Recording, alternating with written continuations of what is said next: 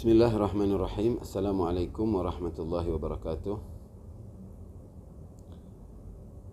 Sebagai kelanjutan dari postingan saya yang lalu mengenai apakah virus COVID-19 ini adalah salah satu game Dajjal, maka kita juga harus mengetahui apa yang didapati oleh Dajjalis dari penyebaran dan pandemi virus COVID-19 terjadi ini. Nah, untuk itu ada baiknya kita melihat layar lain dari media, cari bahan pertimbangan untuk kita mendapatkan jawaban-jawaban yang sehingga menjadi lebih masuk di akal akan apa yang sebenarnya sedang terjadi ini. Perbedaan antara iblis, dajjal, syaitan, dan Ya'juj dan Ma'juj sudah saya jelaskan secara singkat dalam postingan lalu. Bisa dirujuk di sana juga untuk lebih memahami tema dan jawaban-jawaban dari pertanyaan yang sedang kita pikirkan bersama ini. Kalau benar seperti apa yang dikatakan oleh banyak advisory body dari mancanegara, bahkan termasuk dari UK, dari NORTAG, kemudian beberapa penemuan-penemuan saintis, kemudian berita-berita yang dari media-media independen menyatakan bahwasannya ini adalah virus cepat menular, tetapi tidak lebih membahayakan daripada tuberkulosis, daripada TB, daripada demam berdarah, daripada MERS, daripada SARS. Dan benar penularannya cepat, tapi dia bisa ditanggulangi dengan antibodi, dan mereka yang kena adalah mereka yang memang sudah mempunyai penyakit bawaan. Tentu kita hati-hati, bersihkan diri, bersihkan tangan, dan segala macam anjuran itu sebenarnya kapanpun. Kita sebagai muslimin tahu Nabi Muhammad aja dari 1400 tahun lalu sudah mengajarkan untuk sering berwudu, berkumur, kemudian mencuci tangan, kemudian mengenai bakteri-bakteri yang kadang disebutnya dengan kalimat jin. Dan kemudian menjaga kebersihan adalah bagian terpenting daripada iman. Itu mungkin banyak gak mengamalkan bagaimana dalam Islam mementingkan untuk menjaga diri, membersihkan diri dari najis-najis, dari air urin, dari segala kotoran yang keluar ataupun yang masuk. Harus bersih, ini untuk sepanjang zaman. Dan sekarang manusia memang perlu berhati-hati karena virus itu memang ada. Virus itu tentu ada. Nah, jadi seperti beberapa postingan yang bermanfaat diantaranya selain dari advisory body dan penemuan-penemuan saintis itu seperti postingan Clarin Heiss yang memanggil staf Menkes Pak Ahmad Yuryanto. Kemudian juga saya juga bisa lihat seorang content creator dari India, seorang dokter dari India, Baswarup Roy, dan juga David Icke dari Inggris, dari Amerika, dari mancanegara yang mengatakan bahwasannya ini ada hal yang terselubung dan ini terlalu dilebih-lebihkan. Jadi menghadirkan suatu pertanyaan, sebenarnya mana yang lebih berbahaya, virus itu sendiri ataukah pola menebarkan rasa takut di masyarakat sehingga masyarakat panik. Dan yang lebih bahaya daripada kepanikan masyarakat adalah kepanikan pemerintah-pemerintah yang ada di dunia. Sehingga kita dari sini bisa berupaya untuk memahami apa sebenarnya yang diinginkan dari Dajjalis dengan penebaran rasa takut dari dan virus, kemudian rasa takutnya dari COVID-19 ini. Nah, alhasil kalau kita lihat, apalagi kita memahami bahwasannya perkembangan kemajuan teknologi manusia ini akan sampai pada 5G dan 6G. Kemudian sudah tersebar berita bahwasannya ada suatu teknologi yang dibilang digital ledger technology yang mana bisa menggantikan kurensi mata uang yang selama ini digunakan sebagai deposito dan alat tukar menukar. Dia bisa terganti dan hilang total dengan lahirnya 6G dan DLT, Digital Ledger teknologi itu sendiri, sehingga manusia akurat tidak membutuhkan perbankan, susah untuk ada terjadi kejahatan dan semacamnya. Dan aset yang sebenarnya adalah apa yang dimiliki dan tangible. Di sini bisa akan menyebabkan keruntuhan dunia perbankan di dunia. Nah, sementara kita mengetahui siapakah mereka yang menguasai perbankan. Tidak ada satu pemerintahan pun yang menguasai mereka, sekelompok elit yang dikatakan juga secret society, kadang yang dikatakan juga masuk Freemasons, yang dikatakan juga Illuminati dan semacamnya. Mereka lah yang memang menguasai perbankan itu dengan nama-nama seperti IMF, International Monetary Fund, Federal Reserve, World Bank, dan semacam-macamnya. Nah, bank-bank di dunia kembalinya ke perusahaan yang kembali ke milik mereka itu sendiri. Nah, di masa depan kemungkinan besar ini akan runtuh, sehingga manusia yang selama ini udah dijajah dengan fiat money akan segera bergeser. Kita sudah masuki ke masa banyak sekali e-payment dengan aplikasi, dengan tanpa harus memegang uang itu sendiri, dan kembali ke kekayaan yang ada sebenarnya. Istilahnya bisa dibilang sudah rahasia umum bahwasanya Amerika bahkan sudah mencetak triliunan dolar yang jauh di atas cadangan emasnya. Dan ini adalah manipulasi besar, dan uang itu sendiri sudah diperdagangkan sebagai komoditas, valuta, pergantian, saham, dan seterusnya. Nah, ketika sampai 6G dan DLT ini benar keluar, kemudian ada pemerintahan-pemerintahan dunia yang mendukung, maka di situ adalah keruntuhan dunia perbankan yang selama ini uang itu telah menjajah kehidupan manusia seabad lebih. Tentu mereka mengetahui itu. Mereka tentu telah mempelajari dan tahu di antara hal yang bisa membuat menjadi instrumen mengkontrol dan bisa menguasai masyarakat dunia itu adalah rasa takut. Misalkan ketika sebelum mereka mau menyerang Afghanistan dan menyerang Irak, dia harus mendapatkan dukungan masyarakat dan rakyatnya sendiri. Oleh karena itu dihantamlah World Trade Center WTC tahun 2000-an 2001 ya.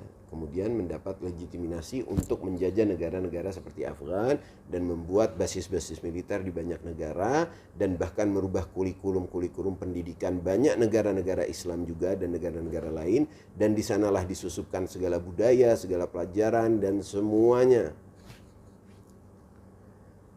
Itu terjadi, terlepas apakah itu inside job ataukah itu memang serangan dari luar. Itu satu hal, tapi yang jelas mereka betul-betul manfaatkan rasa takut dari perihal bombingnya WTC saat itu. Nah, ini tidak, sekarang masa sudah di biological, senjata biologi yang dikembangkan katanya. Nah, virus ini memang ada, memang mungkin dikeluarkan, mungkin ada negara-negara yang memang dituju untuk diserang. Selebihnya adalah, dan ini diantaranya mengapa, apa yang hendak mereka raih. Pertama adalah data. Kita tahu kita sudah masuk di zaman yang mana data menjadi suatu hal yang paling berharga. Data hampir setiap orang, yang mana jika dahulu dengan adanya smartphone, dengan adanya Google dan lain-lain, semua yang ada provider di net ini semua bisa mengetahui hampir kecenderungan setiap orang dan setiap individu, apa yang dia sukai, siapa saja yang dia temui, apa yang membuatnya bahagia, apa yang tidak membuatnya bahagia, apa barang-barang yang keluar, tempat-tempat yang mereka kunjungi, yang hampir data ini hampir. Nah, ini untuk mendapatkan data yang lebih dari itu, yaitu apa yang dibalik kulit. Bahkan oleh kata seorang penulis Yahudi sendiri, yang mana dia mengkritik negara Israel akan bagaimana mereka fully control sampai seakan-akan manusia itu hilang kemerdekaannya. Itu bahkan apa-apa yang ada di balik kulit, kata Yuval Noah Harari dalam tulisannya baru-baru ini mengenai bagaimana mereka ingin sekali meraih kontrol dengan kejadian yang sedang melanda dunia saat ini. Di antaranya itu adalah bahwasanya kalau dulu kita bisa tahu, sekarang bukan hanya yang ada di jari, apa yang tempat kita kunjungi dan semua, melainkan apa yang ada di balik kulit kita, darah, golongan darah kita, apa yang membuat kita batuk, kita pilek, kita ketawa, kita bahagia, kita sedih, itu sama bisa terdeteksi dengan alat yang sama, karena itu hal yang biologis, ada sisi biologinya, dia adalah hal yang kejiwaan, tetapi kembali kepada perangkat-perangkat biologi yang bisa ditemukan. Nah, untuk itu mereka membutuhkan bisa mendapatkan yang mana jika tampak penyebaran dan pemberitahuan dan membuat kepanikan COVID-19 ini membutuhkan waktu mungkin 20 tahun, 30 tahun. Tapi dengan menebar rasa takut dan membuat pemerintahan-pemerintahan ini report menggunakan badan-badan yang di sekitarnya, World Health Organization, WHO-nya, PBB-nya, UNICEF-nya, semua media-medianya bekerja dan mengarahkan kepada situ sehingga yang lain sendiri akan kebingungan. Itu mereka bisa mendapatkan data-data tersebut dalam waktu bulanan. Mereka mencari darah, mencari gen, mencari sel-sel, mencari untuk riset lebih. Semenjak Dajjal, Raja Setan, Iblis, dia dan syaitan itu sudah tertutup dari mencuri berita-berita dari langit dan dari dunia perbintangan yang biasa mereka bolak-balik tadinya. Itu mereka harus mempunyai juga data yang juga penuh dan komprehensif. Kenapa? Karena mereka ingin sekali, mereka ingin memerangi Tuhan. Semenjak fabi'izzatika la'ughinahum ajma'in dan sampai sekarang, mereka ingin mempunyai pengetahuan sebagaimana yang Tuhan miliki. Kalau Tuhan itu muhit bikulli syai', meliputi segala sesuatu tanpa proses, Allah tahu. Untuk memeranginya mereka harus mempunyai data yang luar biasa juga.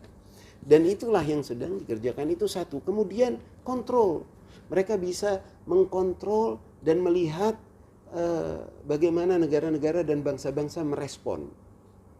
Sehingga kalau di masa datang ketika hendak melakukan penyerangan yang sebenarnya, mereka sudah mengetahui dan mereka tahu strength dan weaknesses. Jadi kelebihan dan kekurangan-kekurangan setiap bangsa dan setiap negara. Kemudian semuanya itu bisa menjadi di bawah kekuasaannya dan nyata dengan apa? Dengan virus dan apapun. COVID ini dan kemudian penebarannya, rasa takut yang ditanamkan di masyarakat yang berlebihan sehingga semua bisa nurut dan mereka hendak mengoptimalkan sisa kekuatan mereka dari penjajahan kurensi.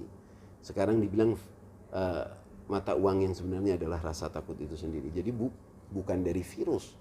Yang lebihnya itu rasa takut yang diciptakannya dan telah dikondisikan masyarakat dunia untuk seperti itu. Dan kemudian mereka studi program, ada psychological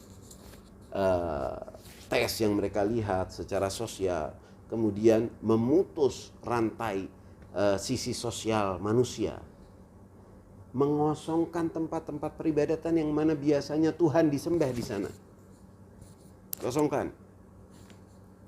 Tapi ini nanti ada pembahasan sendiri, makar Tuhan, makar Dajjal, lawan makar Tuhan. Apakah mereka akan berhasil ataukah tidak? InsyaAllah dalam pembahasan selanjutnya. Kemudian mengurung manusia, merusak tatanan sosial, menguji bangsa-bangsa dan pemerintahan, dan dengan karantina dan lockdown menciptakan suatu kebudayaan baru, kebudayaan yang berada dalam kontrol pengawasan, di mana semua akan mereka awasi, bukan hanya masyarakatnya secara global, tapi juga pemerintahannya, yang mana kembali kepada centered order. Disinilah mereka mencengkram supaya bagaimana NWO, New World Order, itu bisa terlaksana, bisa terrealisasi. Pertanyaan yang selanjutnya adalah, kita lihat saja dan ini sangat wajar. Siapa yang diuntungkan dengan COVID-19? Siapa sajakah yang paling diuntungkan dengan COVID, adanya penebaran dan ketakutan terhadap virus COVID-19 ini?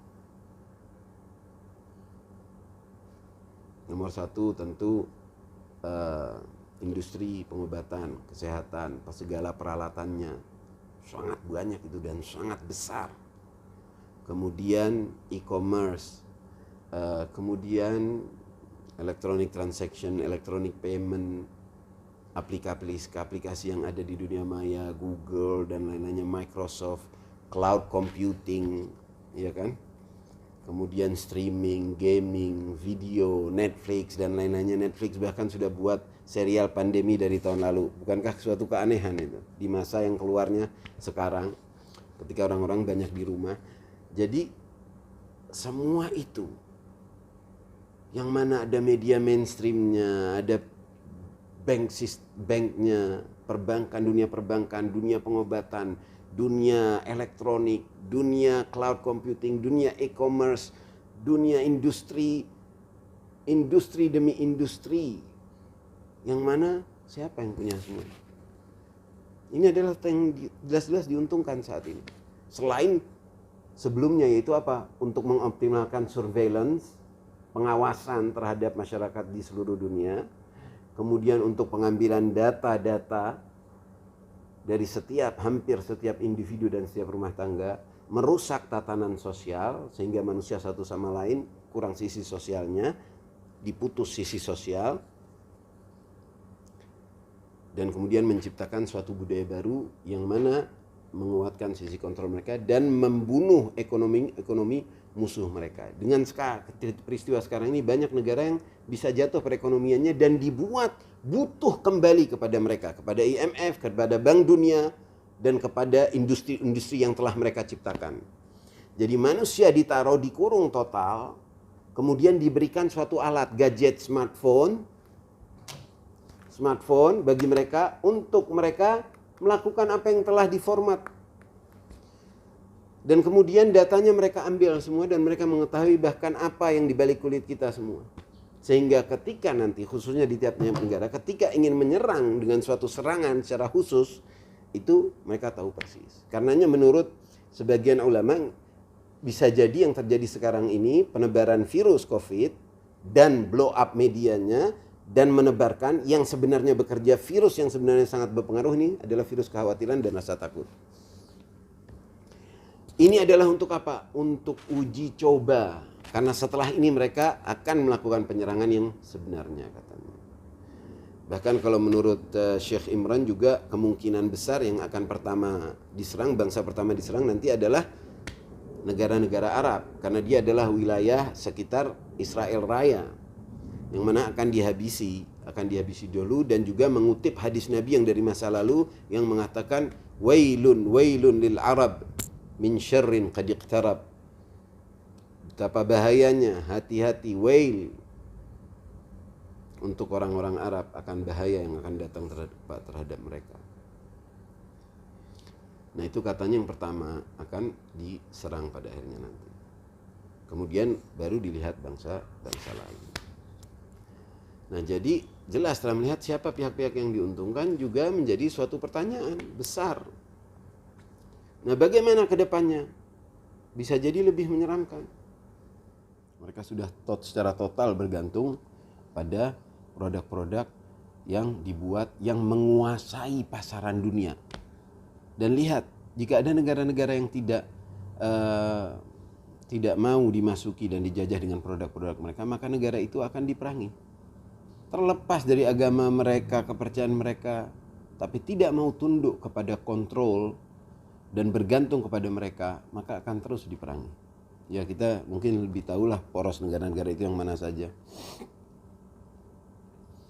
Jadi setelah itu semua, dan kemudian mereka sudah mengetahui bahwasanya ternyata banyak negara yang berada di poros lawan, dan bahkan yang sebagian yang tadinya sekutu dengan AS Zionis, dengan kaum Dajjalis ini yang tunduk pada mereka, sudah mulai secara rahasia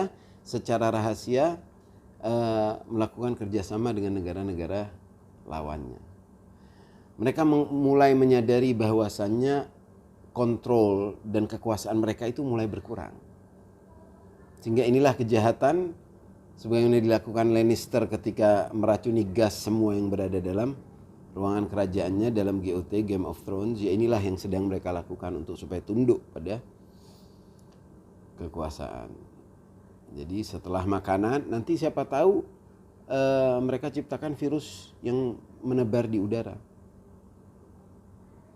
Tidak peduli, bahkan mengenakan rakyat mereka sendiri, negara mereka sendiri yang sebangsa dengan mereka sendiri bukan masalah. Yang penting adalah dunia tunduk kepada sistem yang oleh riwayat dahulu dikatakan Dajjal ini dan para penyembah setan yang melakukannya. Nah, setelah itu baru yang lebih bahaya lagi. Hanya dengan tujuan untuk tetap melanggengkan kontrol mereka dan menambah kontrol mereka terhadap kehidupan, pola pikir, gaya hidup, apa yang mereka pakai, apa yang mereka makan, apa yang mereka minum, apa yang mereka kerjakan, kembalinya ke mereka. Maka itu di akhir nanti apa objektifnya untuk mengatakan kepada Sang Maha Kuasa, iblis ingin mengatakan kepada Sang Maha Kuasa sebagaimana yang sudah direkam dari dalam Al-Quran. Dan engkau akan mendapati mereka, kebanyakan mereka tidak bersyukur. Jadi engkau telah bersalah besar karena memilih manusia sebagai pemimpin di bumi, bukan aku sebagai pemimpin di bumi. Dan aku tunjukkan keberhasilanku, karena akulah yang berhasil menguasai mereka. Segala keuntungan, mereka sekarang membuat industri lebih luar biasa, ke industri setelah perminyakan, pertambangan, industri air. Air sebagai sumber utama kehidupan. Yang kalau kata Allah, Bismillahirrahmanirrahim, wa ja'alna minal ma'i kulla syai'in hayy, dan kami jadikan dari air itu segala sesuatu yang hidup. Nah, bagaimana kalau di masa depan yang diracuni oleh mereka adalah air yang dikasih virus? Lalu manusia tidak bisa meminum dari mana saja, tidak dari sumurnya, tidak dari pam, tidak dari mana, kecuali membeli produk-produk mereka. Dari mulai air Nestle, air Aqua, air Danone, air dan semuanya yang sekarang pilihannya jatuh-jatuhnya ke perusahaan mereka juga. Dengan segala macam aneka nama. Bagaimana kalau itu terjadi? Lalu ayat dalam surat Tabarak, akhir surat Tabarak menjadi nyata. Yang menyebut Bismillahirrahmanirrahim. Ara'aitum in asbaha ma'ukum ghawran faman ya'tikum bima'in ma'in. Tidakkah kalian lihat kalau air kalian menjadi rusak, kering, maka siapakah yang akan mendatangkan air yang jernih untuk kalian? Kemudian melihat riwayat-riwayat akhir zaman mengenai Ya'juj dan Ma'juj dan Nabi Isa, bagaimana pengeringan sungai Nil, bagaimana banyaknya ribuan jutaan bahkan manusia yang mati di sungai sampai dia jadi limbah darah dan segala, itu ada hubungannya dengan senjata masa datang. Orang mungkin membahayanginya seperti fisik, seperti perang-perang masa dahulu, padahal sekarang adalah perang dunia ketiga yang jelas nyata. Dan mereka setelah banyak sekali terkalahkan dan tidak berhasil, ingin lebih cepat menguasai. Dan ini juga pun tanda-tanda akhir zaman jelas, tapi bukan berarti setelah ini kiamat. Setelah ini ada masa Imam Mahdi dan Nabi Isa, yang mengapa mereka datang? Untuk menghabisi kaum zalimin, untuk melawan, untuk bersama manusia yang tertindas, yang mustad'afin, melawan dan mengalahkan kaum yang merajalela, yang tagha dan zalim terhadap dunia. Karenanya dalam riwayah yang perang dengan Dajjal itu siapa? Imam Mahdi dan Nabi Isa lawan Dajjal dan Sufyani. Inilah nyata.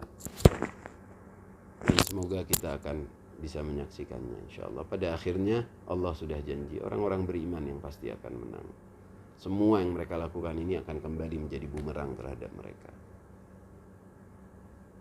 Sekian dulu, insyaallah sampai kajian selanjutnya. Untuk saat ini kita harus bekerja sama dengan pemerintah, menjaga diri, menjaga keluarga, menjaga keselamatan, menjaga kesehatan.